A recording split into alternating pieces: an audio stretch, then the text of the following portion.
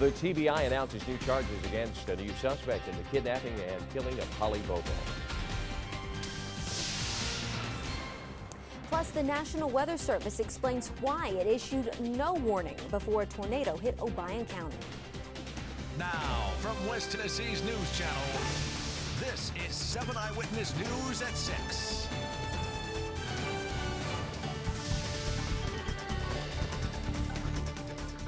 We begin with breaking news tonight. A new suspect is named and indicted today in the 2011 disappearance and death of Holly Bobo.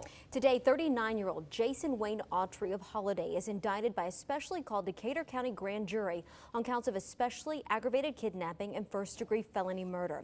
Less than 2 months ago, Zach Adams was indicted on the same charges. Today, he had another indictment handed down for coercion of a witness. The Tennessee Bureau of Investigation made the announcement just hours ago in a news conference carried live right here on WBBJ.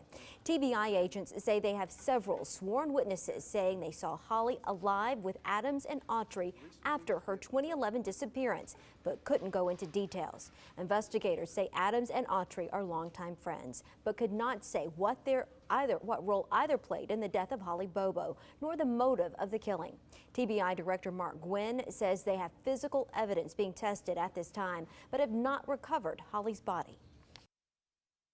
We have not located the body at this time, but we are still working on that, and that is one of our priorities, is to find out exactly where the body of Holly Bobo is. We're told Autry is currently in jail at the Riverbend Maximum Security Institution in Nashville on an unrelated aggravated assault charge. He will be arraigned tomorrow at a Decatur County court. Adams will be back in court tomorrow afternoon as well. He'll be formally charged in the coercion of a witness count. Now, this morning he was in court for a preliminary hearing on that count and another. A judge dropped an aggravated assault charge against Adams because the alleged victim refused to testify.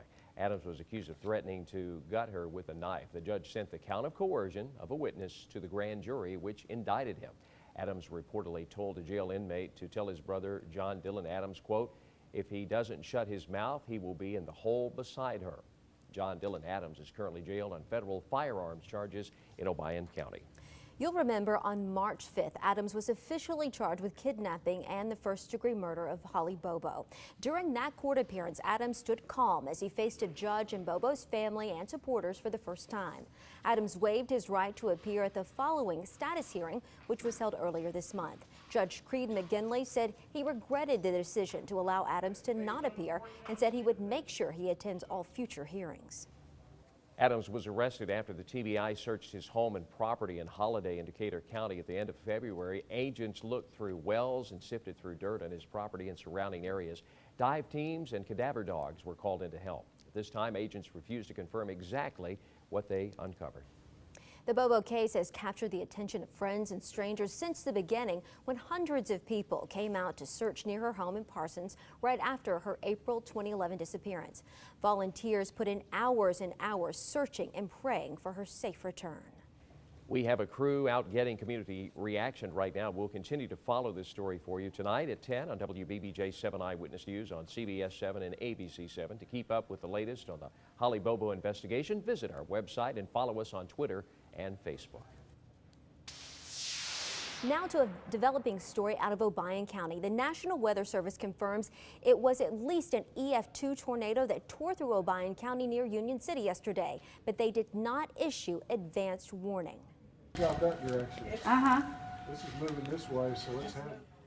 In the background of this viewer's cell phone video, you can hear the sirens sounding. Obion County Sheriff Jerry Vastbinder says that's because a child out practicing skeet shooting alerted his coach there was a funnel cloud. The coach happens to be investigator Chris Cummings with the Sheriff's Department. He quickly ran to his car to alert authorities to sound the sirens.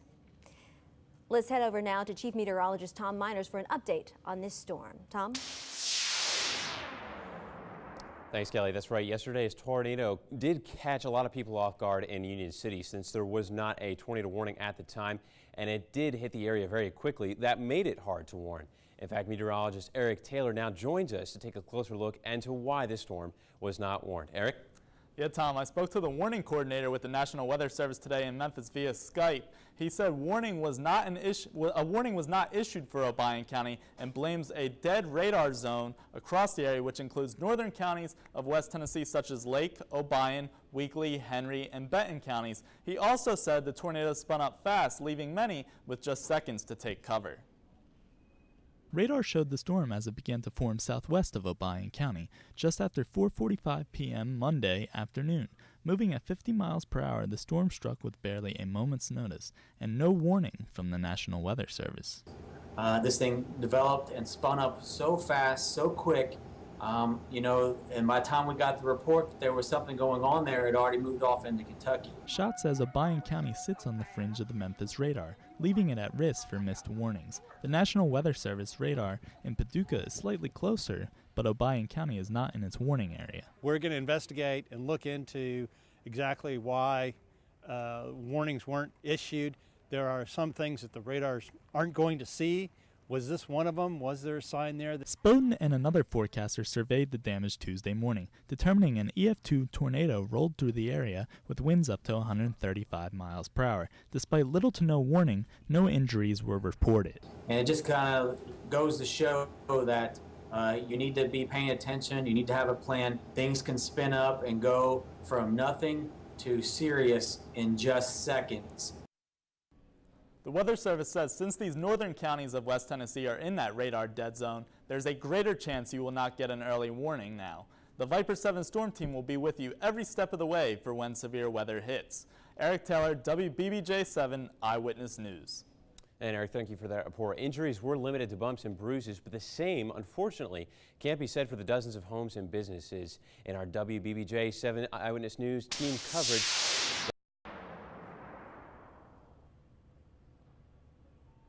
the tornado jumped and skipped across the county, seriously damaging one home while leaving others untouched. The sheriff tells me several homes were seriously damaged. Trees and power lines were also taken down today.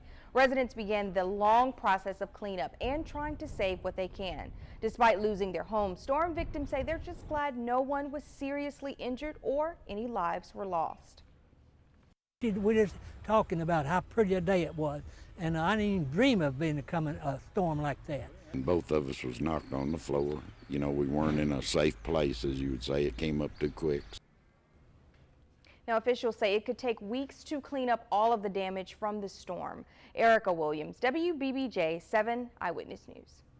thank you very much, Erica, for that report. Now, our current forecast is looking a lot better across West Tennessee. The threat for severe weather has really dropped down. We're looking only at a main threat farther to the south in some parts of Mississippi and Alabama. Taking a look actually at some of those storms still occurring across some parts of Chester and Henderson County.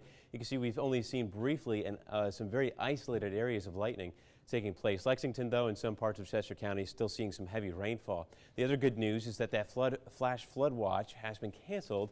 That was originally in effect until 7 p.m. For counties in West Tennessee. Now it only still remains for those counties in Middle Tennessee. Our forecast that is brought to you by Southern Housing does show that we'll continue to see those lingering scattered showers, and some stronger storms will take place outside of West Tennessee, farther south. We'll be looking at clearer and warmer conditions by the weekend, so we'll have details on that forecast coming up in just a few minutes. Kelly, back to you. Thank you, Tom. Well, just to our south in Tupelo, Mississippi, thousands of homes and businesses are damaged or destroyed. The Mississippi governor toured the storm-stricken areas today. The storm crossed parts of Lee, Pontotoc, and Itawamba counties. The National Weather Service believes the tornado was at least an EF2. The latest damage figures for Tupelo show about 2,000 homes and 100 business structures were damaged or destroyed. 2 people were killed, 6 others injured when a possible tornado touched down in Lincoln County, which is in southern Middle Tennessee. The Lincoln County Sheriff's Department says a husband and wife were killed in a home. The National Weather Service hasn't confirmed a tornado yet, but they have sent crews to evaluate the damage. Among those helping the victims in Lincoln County, members of the Jackson Area Red Cross. They left this morning with a truck full of supplies. These are some pictures they've sent back to us. Right now, volunteers from our area say they're waiting on officials to assess the needs in the area. Right now they're doing damage assessment, finding out what the needs are, and we'll be doing mobile feeding until we're directed otherwise by the EMA. If you would like to help the tornado victims here in Tennessee and throughout the Southeast, visit the Scene on 7 section of our website to find out how you can make online donations as well as donate from your phone.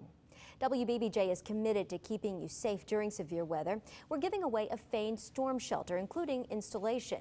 You can enter to win every day with your remote. Just watch WBBJ 7 Eyewitness News on ABC and CBS for the promo code of the day. Then go to WBBJ-TV.com and enter the promo code online. A winner will be drawn May 22nd. Find official rules at WBBJ-TV.com.